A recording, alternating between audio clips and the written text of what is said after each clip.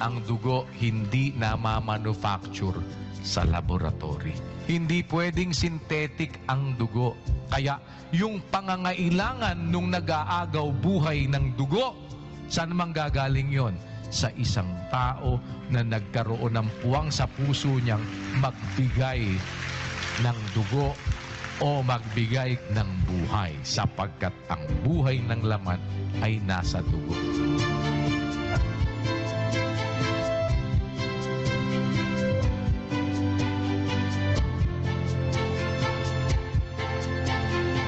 Actually, this is my first time po na makapag-donate po ng dugo. And it was an overwhelming feeling po kasi sa isang napakaliit na paraan po, nakakatulong ka hindi lang po sa sarili nating pangangatawan, sa health po natin, kundi na ipabahagi po din natin yung mga na-donate natin na dugo sa mga taong nangangailangan po nito.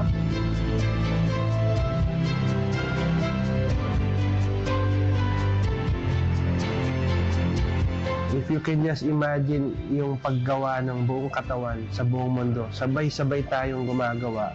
Ano po nakakapanindig balahibo kung i-imagine mo na lahat ng kapatid sa iba't ibang bahagi ng mundo, sa puntong ito, sa moment na ito, ilang kapatid yung mga nakahiga ngayon at kinukuhaan ng dugo. Masaya po mararamdaman mo na ito po talaga yung mga isa sa mga palatandaan na maaaring mabasa rin sa atin na talaga tayo ay nabibilang sa bayan ng Diyos.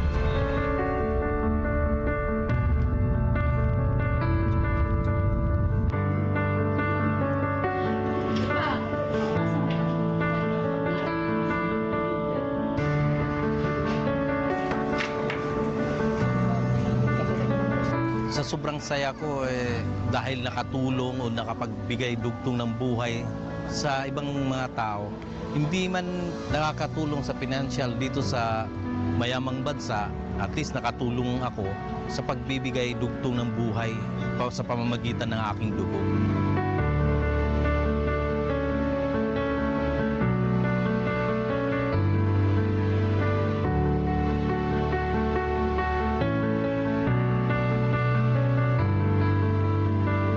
Mabuting bagay din po sa ating katawan dahil nakakapag-generate po ng ating po mga blood cells, at sa huli po, sa Diyos pa rin po ang karangalan at ang lahat ng kapurihan.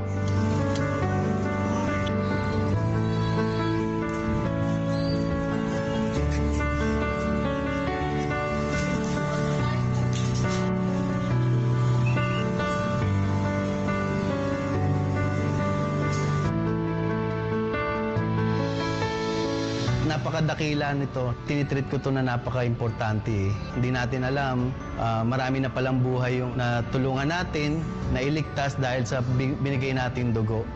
Diyos yung gumagawa, Diyos yung nagbibigay ng buhay at kalakasan, at syempre, ginagawa lang natin yung ating katungkulan.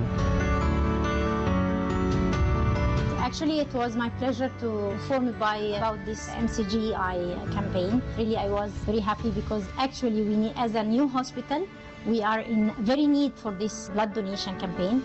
It's very nice and organized. All the people are really helpful and well understanding, and all of them, they come in the same time. This is the first time for me really to face this in our hospital, as it's a new hospital, but with this kind of organization, and it was very nice to see you here and to donate, to help our hospital and to help our society.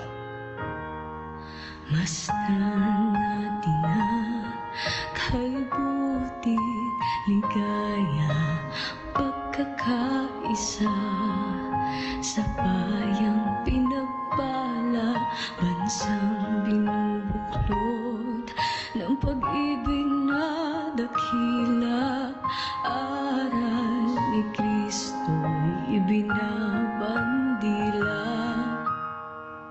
Sa totoo lang po kasi takot po ako sa karayom. Pero ito pong panawagan netong before mag-SPBB, since nagkaroon po ng panawagan na kung sinong gusto mag-donate.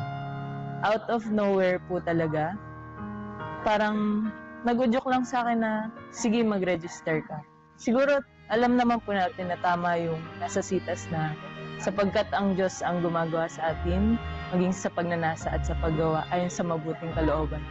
Normal po sa akin pag nakakita ng karayom, magpapawis yung kamay ko. Pero maikling panalangin before gawin naman ng doktor. Okay na po parang ramdam mo sa sarili mo na pagpasok ng karayom, nakahinga na ako malalim. Papasambit ka talaga ng salamat sa Diyos. Yung ngiti ko kanina, ewan ko, hindi ko siya mapigilan. Sobrang sarap sa puso pala na makapag-donate ka ng dugo sa maliit na paraan.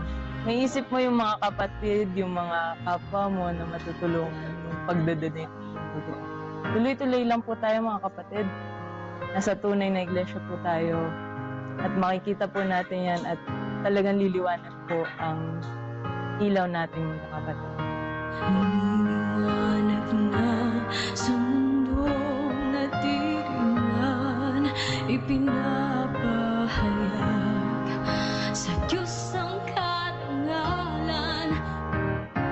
Huwag mong ikakait yung mabuti kung nasa kapangyarihan ng iyong kamay na ito ay gawin.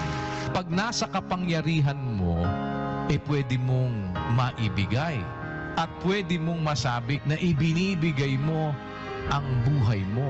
Pag nasa kapangyarihan mo na ibigay, huwag mong ipagkakait. Ano ang isang pwede mong ibigay na nasa kapangyarihan mo? Ibigay mo yung buhay mo. Ano ang isang paraan para maibigay yung buhay? Sapagkat ang buhay ng laman ay nasa dugo. Kung nagbigay ka ng dugo, nakakapagbigay ka ba ng buhay? Isang bagay yan na pwede nating magawa bilang mga lingkod ng